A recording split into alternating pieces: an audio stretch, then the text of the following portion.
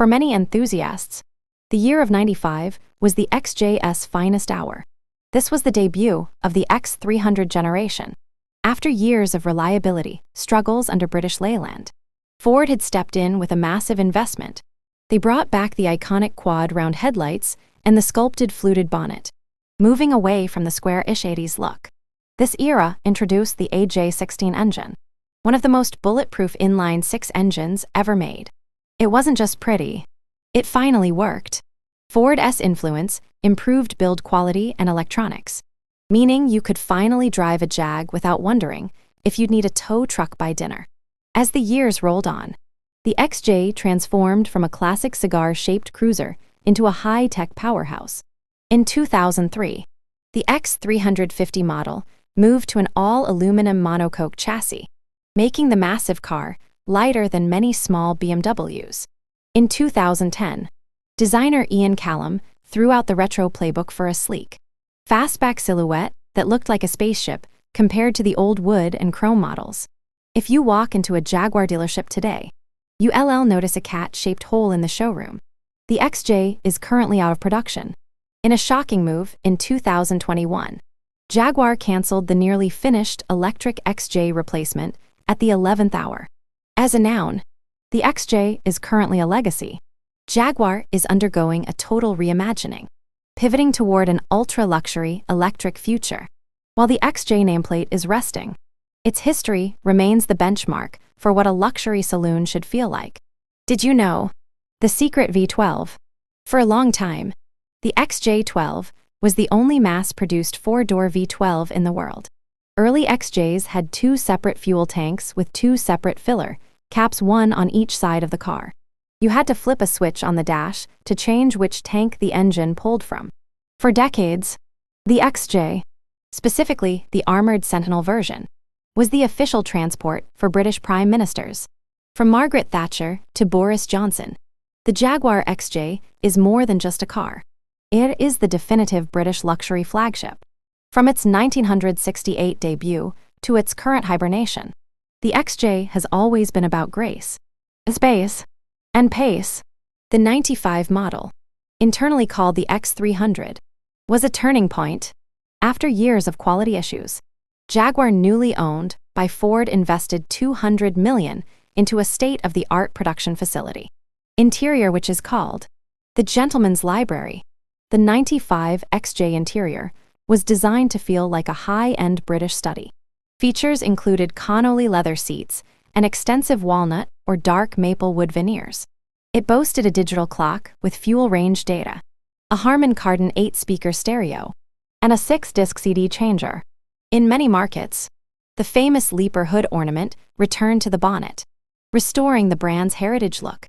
Three main powerplants define this era, known for being bulletproof if maintained. 4.0-liter V6 inline, the heart of the lineup, producing 245 horsepower and 289 pound-feet of torque. 4.0-liter supercharged XJR, the bruiser of the family, pushing 322 horsepower and 378 pound-feet, making it faster than the V12. 6.0 LV12. XJ12, the ultra-smooth flagship with 313 horsepower. In '95, these cars were Saris investments for the elite. XJ6 base was around $53,000. XJR supercharged, $65,000. And the XJ12, V12, could go well over $77,000, roughly $158,000 in today's money. '97-2003. X308. The inline-six was retired for the V8 engine. 2003-2009. X350, a revolutionary shift to an all-aluminum body, making a huge car surprisingly light. 2010-2019. X351. Designer Ian Callum replaced the retro look with a sleek, modern fastback style. Production of the XJ ended in 2019. Jaguar is currently reimagining itself as an ultra-luxury electric brand, and while an electric XJ was planned, it was paused in 2021. Today, the XJ exists as a legacy now and a placeholder for a future high-end electric flagship. Did you know? Early 95 models actually lacked a glove box because the new passenger side airbags took up all the dashboard space. A 97 X300 was famously featured in the 2000 cult classic movie Snatch. It was the first Jaguar to use Nissan-built robots for automated body welding to ensure it didn't rattle like older British cars. And, as previously a Jag owner, the Jaguar XJ is more than just a car. It is the definitive British from its '68 debut to its current closing. Imagine it as a rainy Tuesday in '95. You standing outside a London hotel when a British racing green XJ pulls up. There's no clatter, no drama, just a silent, predatory glide. The story goes that when the XJR, the supercharged beast, was being tested, engineers took it to the German Autobahn. While the big German sedans were limited to 155 miles per hour and felt like clinical machines, the Jaguar hit those speeds while the driver sat in a cabin that smelled of expensive cigars and old-growth forest. It was the only car in the world that could get you to a board meeting at 200 miles without spilling a drop of your Earl Grey tea. It was the car of rock stars and royalty. Keith Richards owned one. Queen Elizabeth II drove herself in one.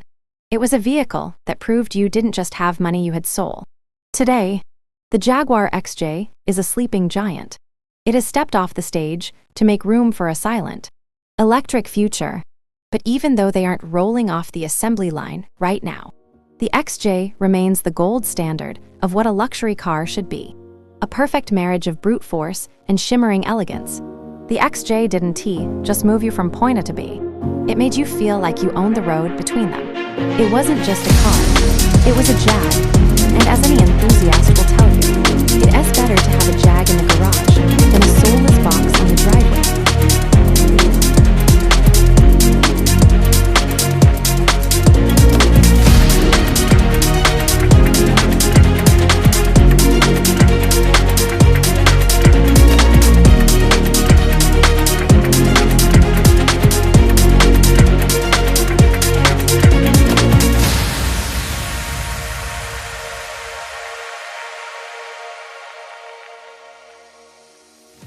Welcome to my channel, and remember to like and subscribe.